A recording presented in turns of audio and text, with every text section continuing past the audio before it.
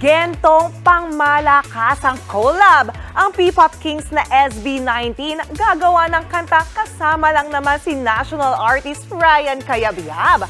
And speaking of Mr. C, makakasama niya sa concert this Saturday ang mga bigating OPM singers. Nasa frontline ng balitang yan si MJ Marfori. Golden Concert for the Golden Boys. Sa isang pambihirang pagkakataon, magsasama-sama ang ilan sa pinakabigating singers ng Pilipinas para sa isang concert na tribute to OPM. Kabilang dyan ang National Artist for Music na si Ryan Cayabyab at si Basil Valdez na nagsiselebrate ng kanilang more than 50 years anniversary sa industriya. Makakasama rin nila si Divine Diva Shaja Padilla at Jonah. Ngayong Sabado na yan sa Newport Performing Arts Theater. First time ko makakasama si Jonah in a concert. Basil is singing his songs, Shasha is singing her songs, and at least meron kami mga bagong songs by Jonah. Pinasilip nila kanina ang rehearsals.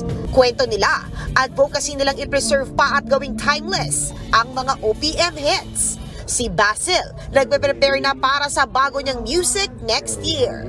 I want to remain sa own style for 53 years kasi yun na siya, So, ayoko ma-influence ng tunog na, kasi ang bilis ko mangopya. Kasi yun ang aking training, Pag in training mo, kailangan masifra ka agad yung kanta. Si Shaja naman, nahihilig daw ngayon sa mga bagong OPM songs. I listen heavily to OPM, actually. Meron akong channel sa Spotify na palagi kong pinapakinggan, Tatak Pinoy. Ang dami ng genre ng jazz blues, nakakagulat na ginagawa nila. Kasi syempre siguro, panahon namin, expose kami doon. Ngayon na-expose sila, It feels like new music when it's not really, di ba? At ito ang mas bongga. Mapapagento na rin si Mr. C sa upcoming collab niya with the P-pop kings na SB19. Something that I look forward.